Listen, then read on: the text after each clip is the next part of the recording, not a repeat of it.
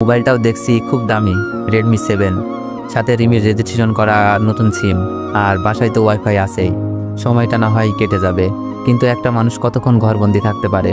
দুপুরে গোসল করার সময় হয়ে গেছে। রিমির এনে দেওয়া লুঙ্গি নিয়ে ওয়াশরুমে গেছি গোসল করতে, বলতে ভুলে গেছি রিমিদের অ্যাডজাস্ট করা ওয়াশরুম, তাই তেমন সমস্যা হয়নি।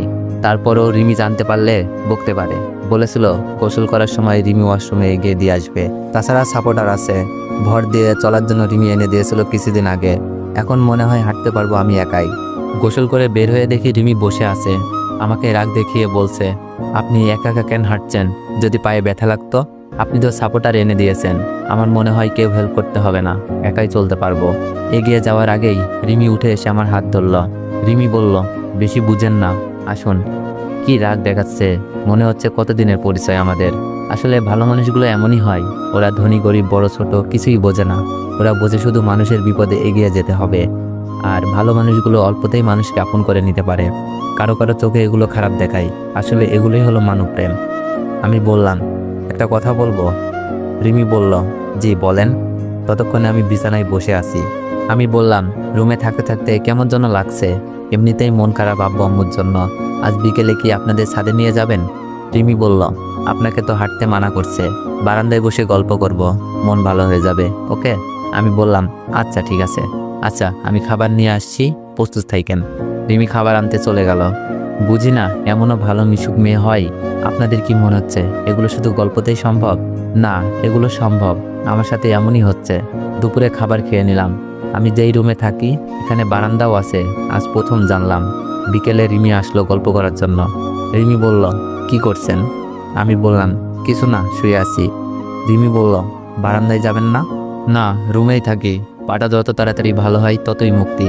ভেবে দেখলাম এমনিতেই অনেক কষ্ট হচ্ছে এদের, এখন হাঁটতে গিয়ে যদি পায়ে ব্যথা পেয়ে যাই। রিমি বলল, আচ্ছা আপনি লেখাপড়া করেন? মন খারাপ করেই বললাম, কলেজে উঠেছিলাম। রিমি বলল, আমিও তো। ভালোই হলো, তাহলে আমরা ফ্রেন্ড, ওকে? আমি বললাম, কি বলেন, আপনার সাথে ফ্রেন্ড?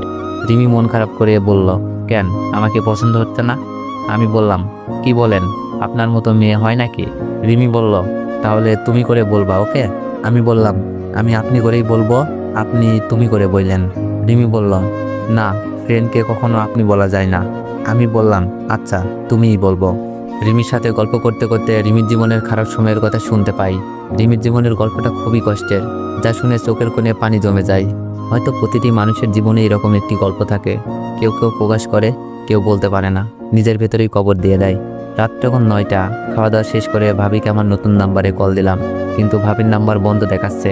অনেকবার ট্রাই করছি, কিন্তু কোনো কাজ আসছে না, নাম্বার বন্ধ দেখাচ্ছে। হয়তো মোবাইলে চার্জ নাই, তাই রেখে দিলাম। বাসায় তো আর কাউকে ফোন দিয়ে কথা বলতে পারবো না। সত্যি বলতে আমার মায়ের কণ্ঠটা শুনতে অনেক ইচ্ছে করছে। আসলে যে যতটা আপন, তার থেকে পাওয়া কষ্টগুলো অনেক বেশি হয়, যা অনেক সময় সহ্য করতে পারা যায় না। আমার আম্মু আমাকে অনেক ভালোবাসে। আম্মু হয়তো কখনো ছেলের এতটুকু অপরাধ করতে দেখেনি, কিন্তু যখন আম্মু এরকম জঘন্য কাজ করতে দেখে, হয়তো কলিজা পুড়ে গেছিল। আম্মু পারে নাই নিজের চোখে দেখে বলতে, আমার ছেলে এমন না, সে এমন করতেই পারে না। আমি যখন পড়তে পড়তে অনেক রাত করে ফেলতাম, আম্মু আমার রুমে এসে বসে থাকতো। কখনো দুধ গরম করে দেয়, কখনো কফি এনে দেয়। যদি কখনো বলতাম, আম্মু আজ খাবো না, ভাল লাগছে না, আম্মু আমাকে নিজের হাতে খাইয়ে দিত, আর বলতো রাতের খাবার না খেয়ে ঘুমাতে নেই। খেতে বসলে সবচেয়ে ভালো খাবারটা আমাকে দিত। আব্বুর দেওয়া হাত খরচের পরেও আম্মু আমাকে অনেকগুলো টাকা ধরিয়ে দিত, আর বলতো আমার ছেলেটা না খেয়ে শুকিয়ে যাচ্ছে।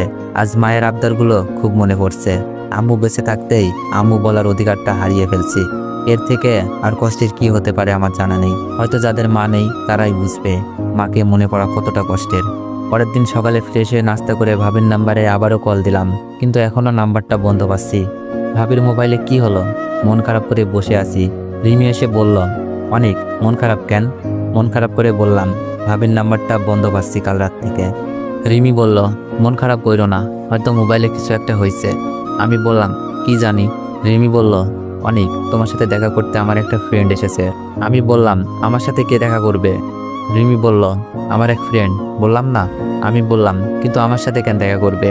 আমি তোমার কথা বলেছিলাম, তোমার জীবনের গল্প বলেছিলাম, তোমার গল্প শুনে তোমার দেখার জন্য পাগল হয়ে গেছে। এমন ভালো মানুষকে না দেখে নাকি ঘুমাতে পারছে না।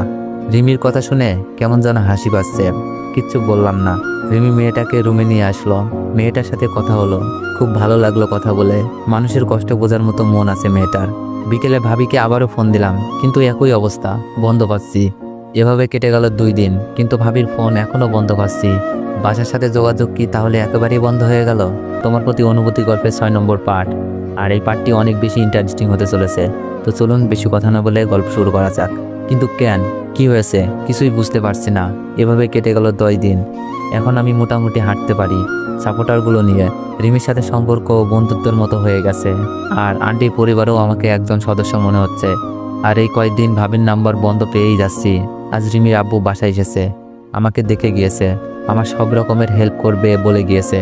তিনি বলেছেন আমাকে নাকি ওনার অফিসে চাকরি দেবে, এখানে থেকে লেখাপড়ার পাশাপাশি চাকরি করতে। কথাটা শুনে খুব খুশি আমি। কিন্তু ভাবির মোবাইলে কি হয়েছে সে চিন্তায় ঘুমাচ্ছে না।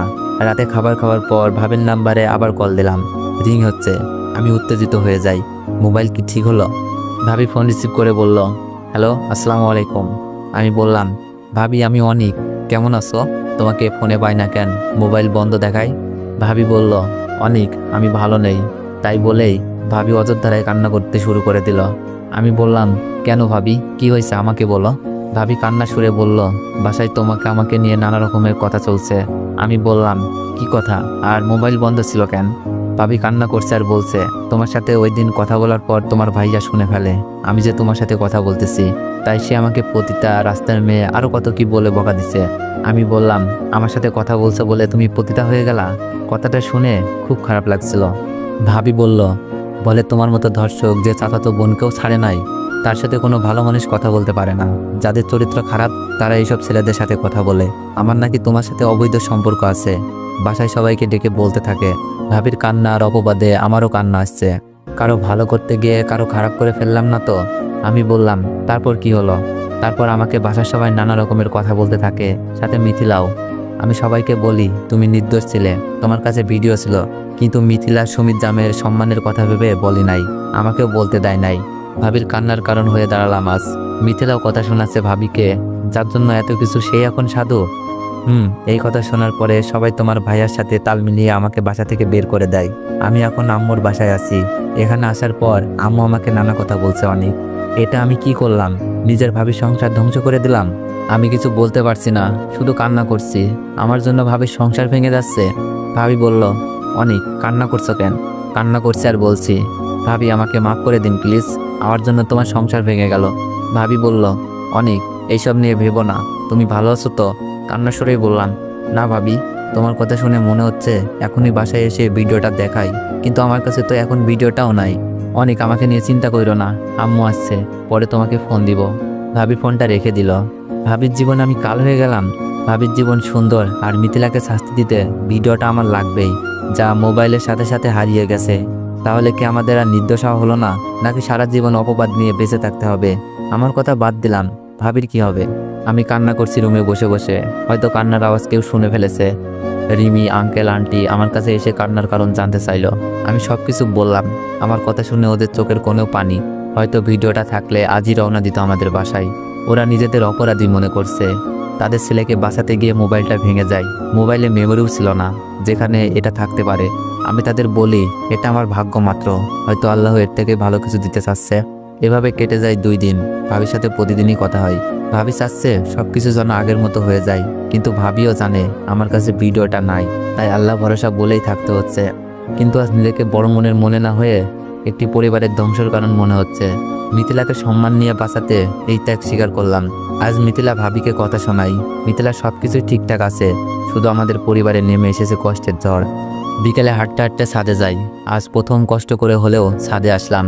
রুমের ভিতরে কষ্টগুলো বের হচ্ছে না, একটু পর পর আমাকে হানা দিচ্ছে। কাউকে কিছু না বলেই চলে গেলাম। ছাদে গিয়ে দেখি ওই দিনের মেয়েটা। আমাকে দেখেই বলল, কেমন আছেন? আমি বললাম, আলহামদুলিল্লাহ ভালো, আপনি? মেয়েটা বলল, ভালো, আপনার সাথে একটা কথা ছিল। আমি ভয় পেয়ে যাই। আমি ভয়ে বললাম, কি কথা? রিমি আপনাকে ভালোবাসে, কিন্তু বলতে পারছে না, তাই আমাকে বলাতে বলল। মেয়েটার কথা শুনে খুব অবাক হলাম। মন খারাপ করেই বললাম, আমি আসলে মজা করার মুডে নেই। মেয়েটা বলল, বিশ্বাস হচ্ছে না? এই তো রিমি এসেছে। রিমি মনে হয় ছাদে এসেছে আমাকে খুঁজতে। রিমি আমার কাছে আসলো আর মেয়েটার সামনেই আমাকে বকতে লাগলো। রিমি রাগ দেখিয়ে বলল, এই আপনি কি কিছু বুঝেন না? একা একা ছাদে চলে আসছেন, আমাকে বলতেন নিয়ে আসতাম যদি কিছু হয়ে যায় আপনার। আমি কিছু বলছি না, শুধু অবাক হয়ে রিমির কথা শুনছি। রিমি কি সত্যি আমাকে ভালোবাসে? তাহলে এভাবে কেন শাসন করছে? রিমি বলল, কি হলো, কথা বলছেন না কেন? আমি বললাম, কাউকে বিরক্ত করতে চাই না, একা একা চলে এসেছি। রিমি বলল, বিরক্ত মানে? একটা দিমু ধইরা। মেয়েটা রিমিকে বলছে, রাখ রাখ মারপিট পরে করিস, আগে তো প্রপোজ কর। রিমি মুখ চেপে বলল, কি বলিস এসব? মেয়েটা বলল, আমি সব বলে দিছি, দুলাভাই বিশ্বাস করছে না, তুই নিজের মুখেই বল। মেয়েটার কথা শুনে রিমির মুখ লাল হয়ে গেছে লজ্জায়। রিমি বলল, অনিক, আমি তোমাকে ভালোবাসি, তুমি কি আমাকে তোমার ওই বড় মনে জায়গা করে দিবা? রিমির কথা শুনে যেমন খুশি হয়েছি তেমনই চিন্তায় পড়ে গেছি।